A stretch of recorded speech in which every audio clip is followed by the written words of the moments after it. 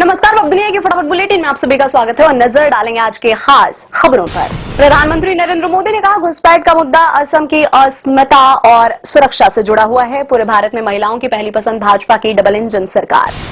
युद्ध के 31वें दिन अमेरिका को इस समय बड़ा झटका लगा जब इजराइल ने ईरान में ग्राउंड ऑपरेशन के लिए सेना भेजने से इनकार कर दिया। इस बीच आईआरजीसी ने अपने नौसेना प्रमुख अली रेजा की मौत की पुष्टि की है।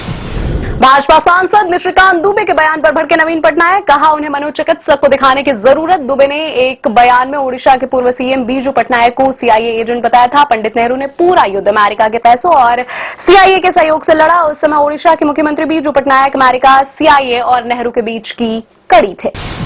असम के जागीरोड की चुनावी रैली में भाजपा अध्यक्ष नितिन नवीन ने कहा, राहुल गांधी गमछा न पहनकर असम का अपमान करते हैं, लेकिन वह मस्जिद में जाने से पहले खुशी खुशी टोपी पहनते हैं। कांग्रेस घुसपैठियों का समर्थन करती है, उसने बांग्लादेशियों को देश में घुसने दिया। प्रतिबंधित आतंकी संगठन लश्कर-ए-तैयबा से जुड़े आतंकी शब्बीर अहमद लोन को दिल्ली बॉर्डर से गिरफ्तार किया गया। वह बांग्लादेश में बैठकर भारत विरोधी गतिविधियों को अंजाम दे रहा था। पूरा नेटवर्क पाकिस्तान के खुफिया एजेंसी आईएसआई के इशारे पर संचालित हो रहा था। सर गंगाराम अस्पताल में भर्ती कांग्रेस की वरिष्ठ नेता सोनिया गांधी की सेहत में शानदार सुधार हुआ है और अब वह पूरी तरह से सामान्य है। चिकित्सकों ने कहा, उन्हें अस्पताल से छुट्टी देने पर जल्द फैसला होने की उम्मीद है। जदयू के राष्ट्रीय अध्यक्ष नीतीश कुमार द्वारा बिहार विधान परिषद की सदस्यता छोड़ने के फैसले के बाद राज्य के नए मुख्यमंत्री को लेकर अटकलें तेज। सम्राट चौधरी का नाम सबसे आगे किसी केंद्रीय नेता को भी बनाया जा सकता है मुख्यमंत्री। देश की सबसे बड़ी एयरलाइन कंपनी इंडिगो ने सोमवार को शंघाई और कोलकाता के बीच अपनी दैनिक उड़ान सेवा शुरू की। इससे भारत और चीन के बीच हवाई संपर्क को मजबूती मिलेगी। शंघाई में भारत के महावाणिज्य दूत प्रतीक माथुर ने इंडिगो 6E उड़ान सेवा का उद्घाटन किया। तमिलनाडु के मुख्यमंत्री एमके स्टालिन ने कोलाथुर निर्वाचन क्षेत्र से डीएमके उम्मीदवार के तौर पर अपना नामांकन दाखिल किया। टीवी के प्रमुख विजय ने भी अपना नामांकन दाखिल किया। वह पेराम्बूर और तिरुचि पूर्व निर्वाचन क्षेत्रों से राज्य विधानसभा चुनाव लड़ रहे हैं।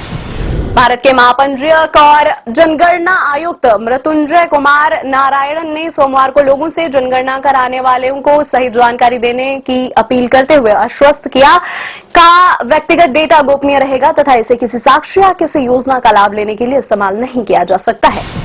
जर्मनी की दक्षिणपंथी पार्टी अल्टरनेटिव फॉर जर्मनी की देश की मतर्ज सरकार से मांग, कहा जर्मनी में तैनात अमेरिका के 40,000 सैनिकों को बाहर निकाला जाना चाहिए। इसके साथ ही अमेरिकी और सहयोगी देशों के बेस और परमाणु हथियारों को भी बाहर निकालने की बात कही गई है।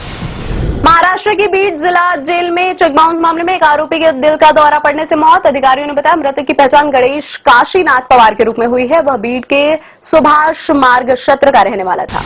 अब स्पेन ने दिया अमेरिका को बड़ा झटका। स्पेन ने कहा, ईरान युद्ध में शामिल अमेरिकी विमानों के लिए हमने अपना हवाई क्षेत्र बंद कर दिया है। नेपाल में पूर्व प्रधानमंत्री केपी शर्मा ओली की गिरफ्तारी के खिलाफ प्रदर्शन सोमवार को लगातार तीसरे दिन भी जारी रहे। इस बीच प्राधिकारियों ने धन शोधन को लेकर 3 पूर्व प्रधानमंत्रियों के खिलाफ जांच तेज कर दी है। दक्षिण सूडान में सोने की खदान को लेकर हुए हिंसक विवाद। अधिकारियों ने बताया, अज्ञात बंदूकधारियों ने 70 से ज्यादा लोगों की हत्या की। पाकिस्तान के उत्तर पश्चिम खैबर पख्तूनख्वा प्रांत में पिछले सप्ताह से हो रही भारी बारिश के कारण 8 बच्चों सहित 9 लोगों की मौत हो गई, जबकि 47 लोग घायल हैं। रिपोर्ट के अनुसार 25 मार्च से खैबर पख्तूनख्वा प्रांत में लगातार हो रही बारिश के कारण घरों की छतों और दीवारों के गिरने से अधिकांश लोगों की मौत हुई है। देश का औद्योगिक उत्पादन इस साल फरवरी में 5.2% बढ़ा। सरकारी आंकड़ों के मुताबिक एक वर्ष पहले इसी महीने में यह 2.7% था। शुक्रवार को बड़ी गिरावट के बाद सोमवार को शेयर बाजार धड़ाम। सेंसेक्स 1636 अंक टूटकर 71,948 अंक पर हुआ बंद। निफ्टी भी 488 अंक के नुकसान के साथ 22,331 अंक पर हुआ बंद। डॉलर के मुकाबले रुपया भी सार्वकालिक निचले स्तर पर।